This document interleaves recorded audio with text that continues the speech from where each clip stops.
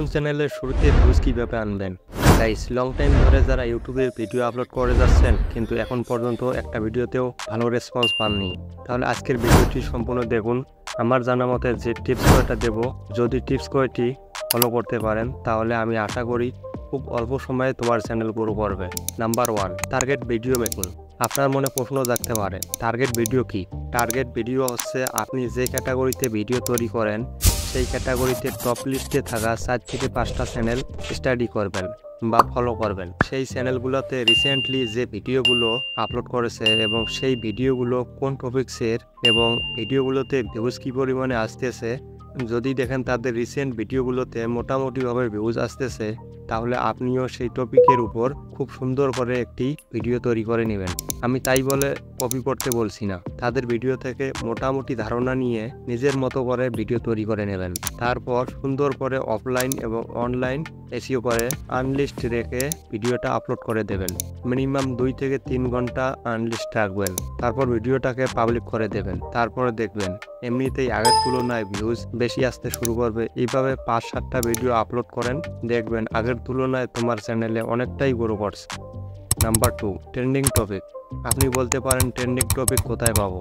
আমার অমুক ক্যাটাগরি তমুক ক্যাটাগরি, আমার ক্যাটাগরিতে ট্রেন্ডিং টপিক তো নাই। আমি বলবো আপনি জানেন না বিদায় বলতেছেন আপনার ক্যাটাগরিতে ট্রেন্ডিং টপিক নাই। চলুন লাইভ প্রুফ দেখাই দেবো, সব ক্যাটাগরিতে ট্রেন্ডিং টপিক আছে। তো তার জন্য ইউটিউব অফিসিয়াল অ্যাপসটি ওপেন করে নেব। তারপর উপরে বাম সাইডে ঘড়ির কাটার মতো একটা অপশন দেখতে পারবেন, এখানে ক্লিক করে দেবেন।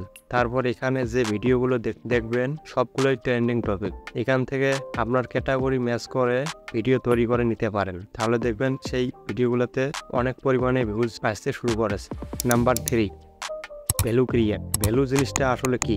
ভ্যালু বলতে আমরা যেমন মানুষ, আমাদের প্রতিজনের এক একটা নাম রয়েছে, সেই নামে আমরা একজন আরেকজনের কাছে পরিচিত। সেমভাবে আপনার চ্যানেল কোন ক্যাটাগরির তা ইউটিউব রোবটকে বোঝাইতে সাহায্য করতে হবে। এখন কথা হচ্ছে কিভাবে ইউটিউব রোবটকে বোঝাবেন আমার চ্যানেলটা অমুক ক্যাটাগরি। তার জন্য তোমার চ্যানেলে যে ক্যাটাগরি সিলেক্ট করে রেখেছেন সেই ক্যাটাগরিতে ভিডিও আপলোড করতে হবে। যেমন আপনার চ্যানেল ক্যাটাগরি যদি এন্টারটেইনমেন্ট হয় তাহলে সবসময় ফানি ভিডিও আপলোড করতে হবে, গেমিং হলে গেমিং ভিডিও আপলোড করতে হবে, কুকিং হলে রান্নার ভিডিও আপলোড করতে হবে। এভাবে ভিডিও আপলোড করতে পারলে খুব কম সময়ে ইউটিউব রোবট বুঝতে পারবে তোমার ক্যাটাগরি কি, আর তখনই ইউটিউব রোবট টার্গেট অডিয়েন্সের কাছে তোমার ভিডিওকে তুলে ধরবে। তারপর দেখবেন আপনার নতুন চ্যানেল ঝড়ের গতিতে ভিউজ আসতে শুরু করবে। অন্য মিক্সিং ভিডিও আপলোড করা যাবে না। তো গাইস, এই ছিল আজকের ভিডিওটা যদি একটু উপকার মনে হয় তাহলে অবশ্যই একটা লাইক করে দেবেন। আর এই ধরনের গুরুত্বপূর্ণ ভিডিওগুলো পেতে চ্যানেলটি সাবস্ক্রাইব করে নোটিফিকেশন অল সিলেক্ট করে রাখবেন।